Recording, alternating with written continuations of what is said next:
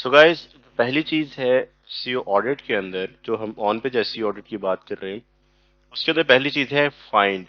यानी आपकी जो वेबसाइट है वो सर्च इंजन्स के लिए डिस्कवरेबल होनी चाहिए। ऐसा ना हो कि आपने कोई परमिशन ही रोक के रखी हो कि सर्च इंजन उसको सर्च ही ना कर पाए और डिस्कवर ही ना कर पाए। देखो, एक वेबसाइट कैसे क्रॉल कर पाएगा एक सर्च इंजन? पहले उसको मिलना चाहिए ना, डाटा मिलेगा तभी तो उसको क्रॉल करेगा। तो हमें एज एसईओ एग्जीक्यूटिव ये चीज मेक श्योर कर रही है कि हमारा जो वेबसाइट है वो इजीली डिस्कवरेबल हो और सर्च इंजन उसको आसानी से ढूंढ पाए। ऑल्दो सर्च इंजन्स खुद इतने ज्यादा स्मार्ट हैं कि वो खुद से डिस्कवर कर पाएंगे, लेकिन अगर हम उसके लिए आसानी पैदा कर देंगे, जो जो सर्च इंजन्स की गाइडलाइंस होंगी, तो सर्च इंजन के लिए उसको ढूंढना आसान हो जाएगा।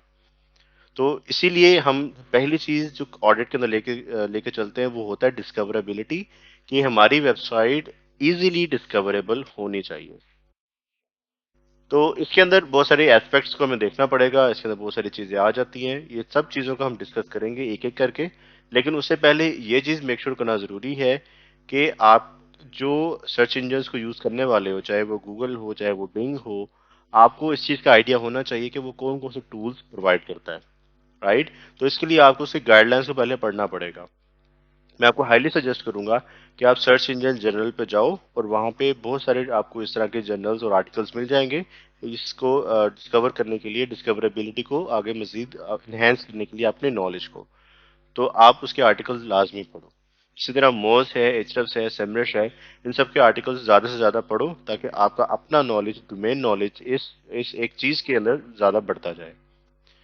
सो जो सर्च इंजन है वो खुद बहुत ज्यादा स्मार्ट है और वो खुद से ही चीजों को डिस्कवर कर लेंगे, आपके वेब पेजेस को डिस्कवर कर लेंगे, लेकिन आपको स्पीड अप करने के लिए, प्रोसेस को मजीद आसान बनाने के लिए सर्च इंजन की मदद करनी है। सर्च इंजन की मदद कैसे करोगे? इन 10 चीजों से। तो इसको हम एक एक करके अभी डिस्कस करेंगे। पहला काम आप करने वाले हो वो ये कि आप गूगल एनालिटिक्स के ऊपर और गूगल सर्च कंसोल के ऊपर अपनी वेबसाइट को रजिस्टर करवाओगे, वेरीफाई करवाओगे। ये वेरिफिकेशन कैसी होगी? आपको simply Google search console open करना है और वहां पे अपनी डोमेन प्रॉपर्टी को वेरीफाई करवा लेना है। बहुत सिंपल प्रोसेस है, आप जब इसको ओपन करोगे आपको खुद ब खुद समझ में आ जाएगा। जब आप यहाँ पे अपनी डोमेन को रजिस्टर करवाओगे या वेरीफाई करवाओगे, तो गूगल उसको पढ़ना शुरू कर देगा और गूगल के लिए उसको समझना, उसके अंदर पेजेस जितने मौजूद हैं उसको देखना आसान हो जाएगा। पहली चीज हम क्या करने वाले हैं, हम गूगल सर्च कंसोल और गूगल एनालिटिक्स के अंदर अपने जो डोमेन है उसको वेरीफाई करवाएंगे। Then we have site map. Site map आपको बनाना पड़ेगा, ये एक्सएमएल का साइट मैप होता है।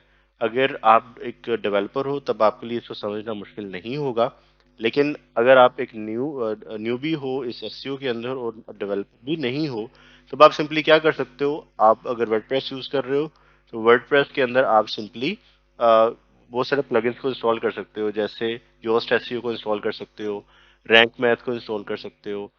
ठीक है, इस तरह के बहुत से और भी एसईओ टूल्स मिल जाएंगे, एसईओ प्लगइन्स मिल जाएंगे, आप उसको इंस्टॉल कर लोगे और आपका एक्सएमएल साइट मैप बन जाएगा। अदरवाइज आप अपनी कंपनी के अंदर डेवलपर को बोल दोगे, वो आपको एक्सएमएल साइट मैप बना देंगे। जब आपका साइट मैप बन जाए, आप गूगल सर्च कंसोल में जाओगे और वहां पे अपने साइट मैप को सबमिट कर दोगे। और जैसे ही साइट मैप सबमिट होगा तो साइट मैप के अंदर तमाम यूआरएल्स आपकी वेबसाइट के गिवन होंगे। तो जो जो मोस्ट इंपॉर्टेंट यूआरएल्स होंगे आपने गूगल को खुद प्रोवाइड कर दिए। प्रोवाइड करने के बाद क्या हो गया कि आपकी जो वेबसाइट है वो डिस्कवरेबल बन गई। Then we have report.txt file. अच्छा, ये जो report.txt फाइल होती है ये बेसिकली इंस्ट्रक्शंस होती हैं सर्च इंजन्स के लिए। राइट? जैसे गूगल है, आप गूगल को मना कर दो कि आपके साइट में आपको रीड नहीं करना, या आप उसको इंस्ट्रक्शन दे दो कि मेरे होम पेज को रीड नहीं करना, तो वो उसको रीड भी नहीं करेगा। राइट? तो robot.txt फाइल के अंदर आपको ये चीज मेक श्योर करनी है कि आप तमाम यूआरएल्स को अलाउ कर रहे हो और तमाम सर्च इंजन बॉट्स को अलाउ कर रहे हो कि वो आपकी वेबसाइट को पढ़ सकें। अदरवाइज आपकी वेबसाइट इंडेक्स नहीं हो पाएगी, क्रॉल ही नहीं हो पाएगी, इंडेक्स तो दूर की बात है।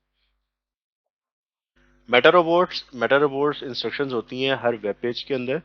ये हेड टैग के अंदर जाएगा और ये मेटा के नाम से यहाँ पे इसका एक टैग लगेगा। इसके अंदर मेटा नेम रोबोट्स, इसका ये एट्रीब्यूट है। और कंटेंट के अंदर अगर आप उसको नो इंडेक्स कर दोगे, इसका मतलब ये है कि आपका वेब पेज जो है वो इंडेक्स नहीं होगा।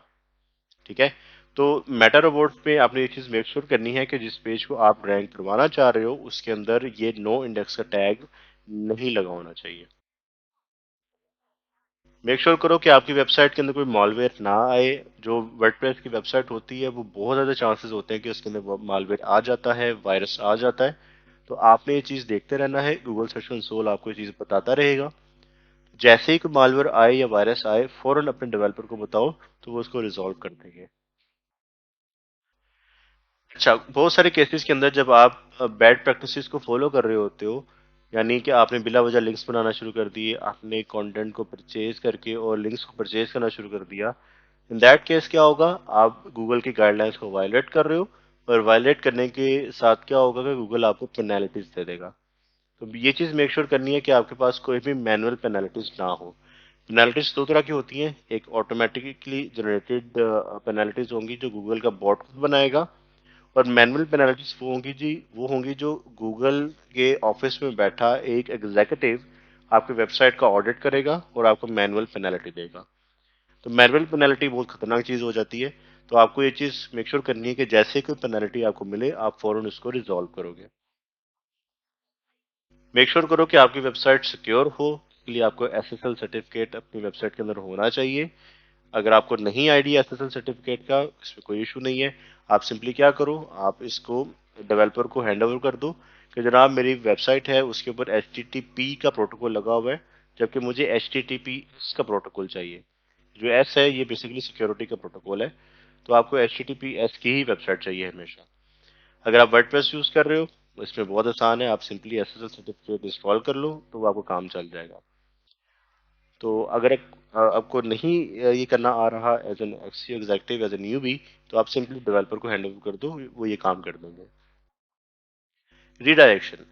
अच्छा, बहुत सारे पेजेस ऐसे होंगे जो आप कभी बनाए थे लेकिन आप अब उसे रखना नहीं चाहते हो, उसे डिलीट करना चाहते हो, तो आप उसके ऊपर सिंपली रीडायरेक्शन लगा देते हो। तो वो क्या करेगा कि वो जो नया बनाया हुआ पेज होगा वो यूजर को उस तरफ ले जाएगा।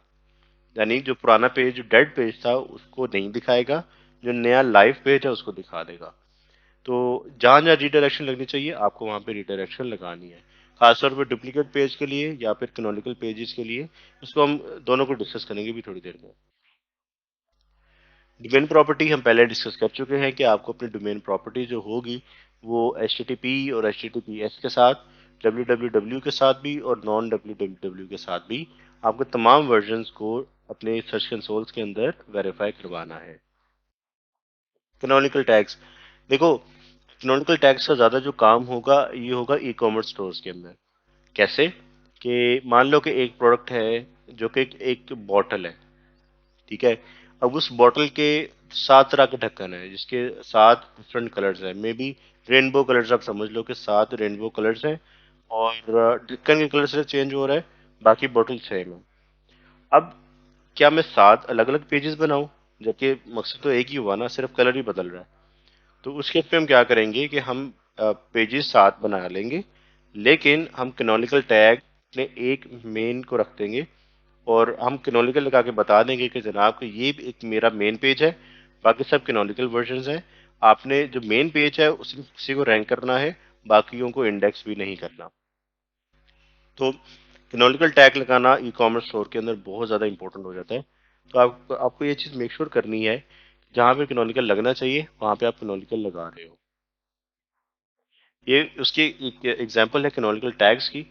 जैसे आप यहाँ पे देख सकते हो कि यहाँ पे इसने सेल्फ रेफरेंसिंग कैनोनिकल टैग लगाया हुआ है, खुद को उसने रेफर किया हुआ है। तो ऐसे भी टैग लगता है। और अगर आप नीचे देखते हो तो यहाँ पे उसने इसी तरह सेल्फ रेफरेंसिंग कैनोनिकल टैग लगाया हुआ है।